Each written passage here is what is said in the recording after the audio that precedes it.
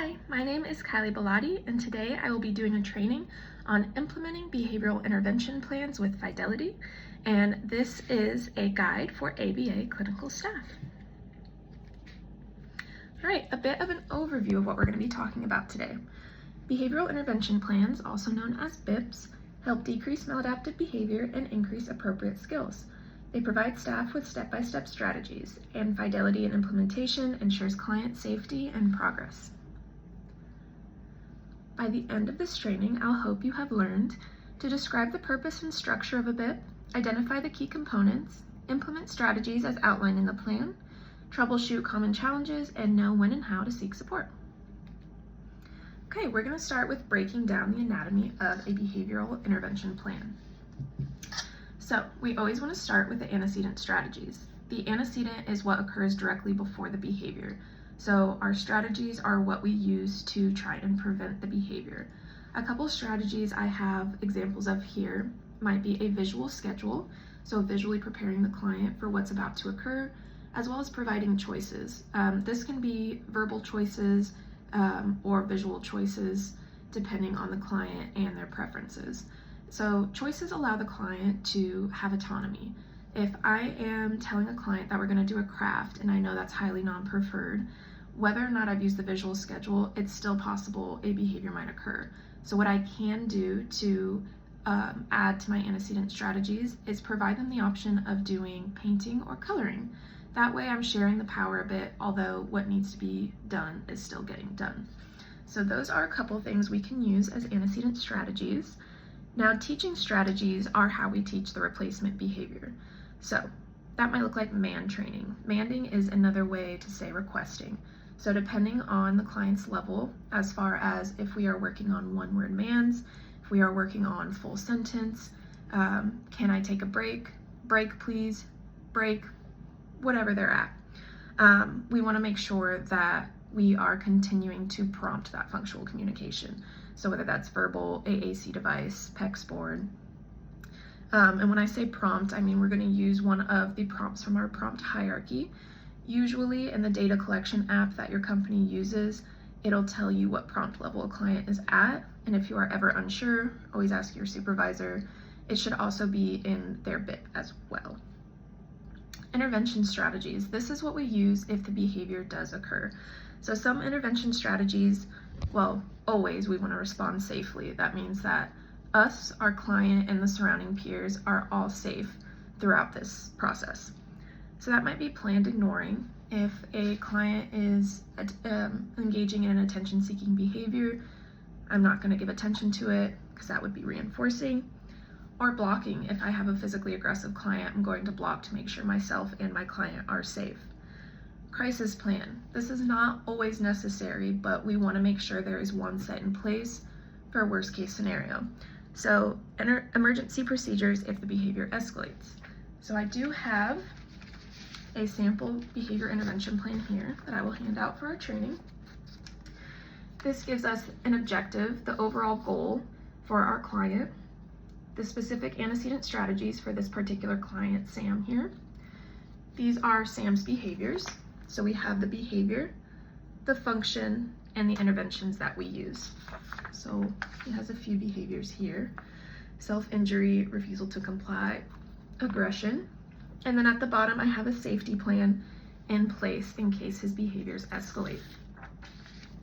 So when to activate it, immediate safety procedures,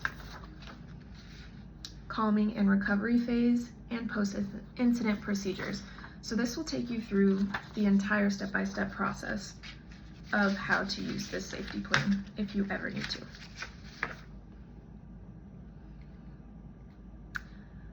All right, and like I mentioned before, our example client Sam has a behavior of aggression.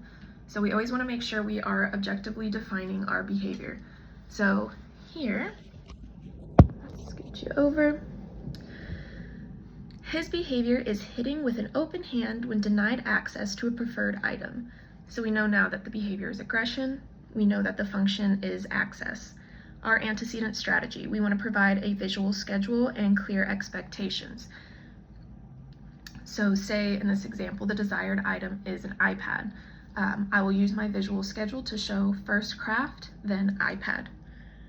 Teaching. I want to make sure that I'm teaching functional communication. If I know that he wants iPad, but he hasn't necessarily told me functionally, he just starts hitting me, I'm going to say, hey, we can say, can I have iPad?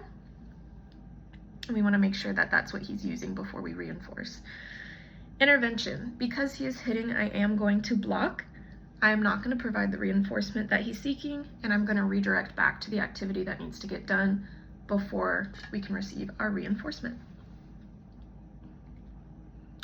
Common challenges and what to do.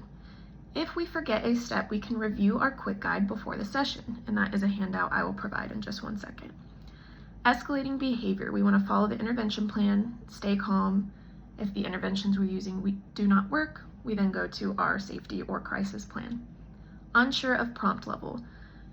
Check the teaching section. Again, it should be in the data collection application that your company is using, and you can always ask a BCBA. There should always be one present or available to reach out to for any questions. If we're missing data, we can use the checklist and communicate during debrief. So like I said, I do have a quick reference guide. So this is a pre-session, during session, if a behavior escalates, post-session, and then if you ever need support. So this is something that you can keep on you physically, download it into a document, open it on your phone or iPad, whatever you use to collect data throughout your session, just as a quick guide. Allows you to remember to review your BIP, set up any antecedent modifications before your client arrives or before your session starts. You want to make sure that you have any visuals that you need, any timers, anything like that. During the sessions, it's just a reminder, use your antecedent strategies, prompt and reinforce replacement skills, use the BIP. You're always going to be reminded to go back to your BIP for any questions. Escalation, we use the crisis plan, contact your supervisor as needed. After the session, we want to make sure that throughout all of this, we are taking clean and objective data, documenting any implementation barriers, and always make sure we're reflecting, did we follow the plan fully? If you ever need support, ask your BCBA.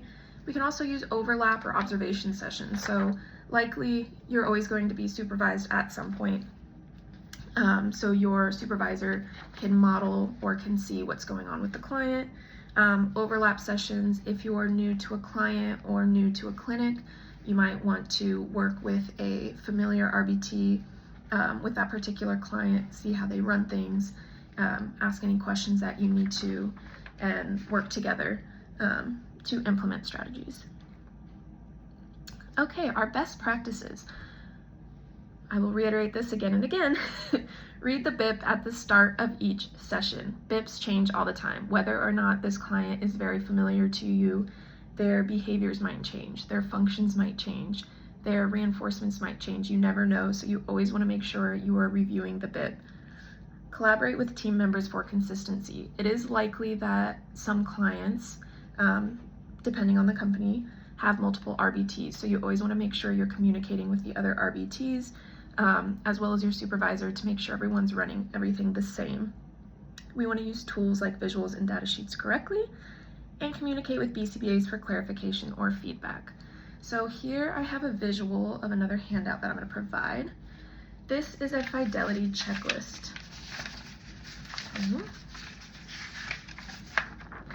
That will look like this. So this, when you are being observed, might be something that your supervisor might go through to see if you are running the sessions correctly or appropriately.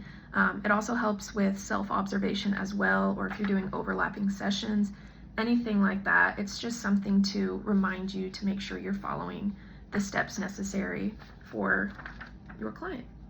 So some things we want to make sure that we are doing: reviewing the BIP, implementing antecedent strategies, prompting and reinforcing replacement skills, recording behavior and intervention data, things like that. You can just plus or minus and keep this on you, like I said, to make sure things are running consistently and correctly.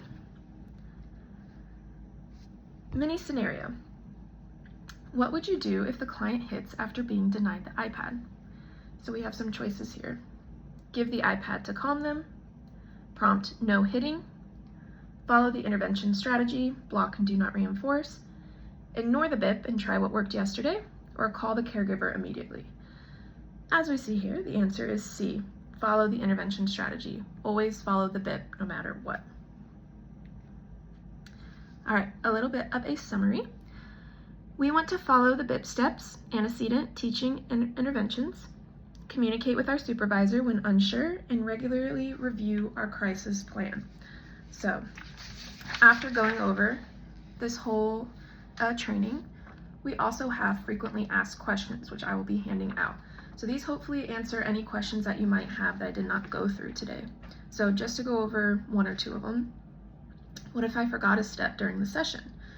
Pause and refer to the BIP or quick reference guide and note what happened in your session notes and let your BCBA know.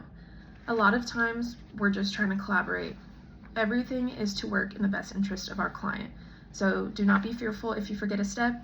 It happens, but we want to make sure that we are noting it, and we want to make sure that we are remaining as consistent and as aligned with the BIP as possible.